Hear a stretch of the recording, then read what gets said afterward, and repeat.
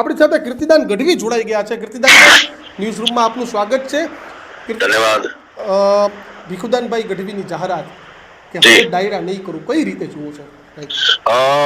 ભીખુદાનભાઈ ગઢવીનું બહુ જ મોટું પ્રદાન છે. લોક સાહિત્યની પરંપરા આખી એમણે ઉભી કરી છે. લોક સંગીતમાં એમનું પ્રદાન ક્યારે કલ્પી ન શકાય એટલી એમણે ઉચ્ચ મર્યાદા સુધી માનવતાના મૂલ્યોની વાતો કરી છે. એમણે જાહેરાત કરી, મને સમાચાર થયા તો એમની વય મર્યાદાને કારણે, કારણ કે એમણે ઘણું ગાયું, ઘણું બોલ્યા, એટલે અમુક એક માણસની મર્યાદા હોય છે કે ભાઈ ક્યાં સુધી, અને એમને હવે થકાવટ પણ લાગતી હોય છે અવસ્થાને કારણે. એટલે મારી દ્રષ્ટિએ યોગ્ય નિર્ણય કર્યો છે. અને એમણે લોક સંગીત ને લોક જગત ને ગુજરાત ને ગુજરાતી સાહિત્યના રસિકો કાયમ ભીખુદાનભાઈના ઋણી રહેશે એમને યોગદાન બદલ. કીર્તિદાનભાઈ, શું શીખવા જેવું આજના કલાકારોને ભીખુદાનભાઈ પાસેથી?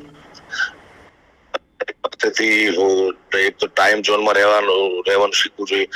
સાચું સાહિત્ય સમાજની સમક્ષ મૂકવા માટેની વાતો શીખવી જોઈએ ભીખુદાનભાઈ પાસેથી.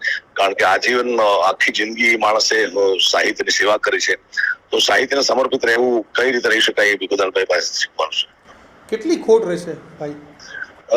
ખોટ તો ભીખુદાનભાઈ, કારણ કે ટેકનિકલ યુગ છે, ટેકનોલોજીનો યુગ છે, એટલે ભીખુદાનભાઈને ગમે ત્યારે સાંભળવા હોય તો ટેકનોલોજીના માધ્યમથી આપણે સાંભળી શકીએ, પણ લાઈવ સાંભળવા એ બહુ નહીં મળે. હવે અમારા જેવા કેટલાક કોઈ વ્યક્તિઓ ભાગશાળી હશે કે જ્યાં એમને વ્યક્તિગત વ્યવહાર હોય એમની પાસેથી એમને વાતો સાંભળવા મળશે, બાકી જાહેર મંચ ઉપર નહીં મળે. કીર્તિદાનભાઈ, તમે એક વાત તમારા કાર્યક્રમો કહેતા આવ્યા છો કે આવા જે કલાકારો હતા જેના કારણે આજના કલાકારોની ગાડી હાઈવે પર સડસડાટ દોડે છે. ભીખુદાનભાઈ પણ એમાંના એક હતા કે જેને ત્રણ પેઢીને એક સાથે સંભળાવી છે અને રસપાન કરાવ્યું છે. બિલકુલ બિલકુલ, કારણ કે આ બધા પાયોનિયર છે, પાયા છે બધા લોક સાહિત્યના, લોક સંગીતના. એવી વિકટ પરિસ્થિતિમાં એમણે લોક જીવનને, લોક સંગીત જીવતું રાખ્યું છે.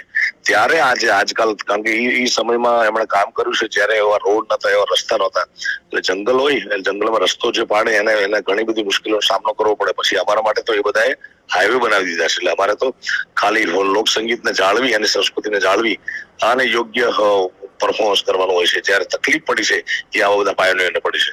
બિલકુલ, આભાર કીર્તિદાનભાઈ. ધન્યવાદ.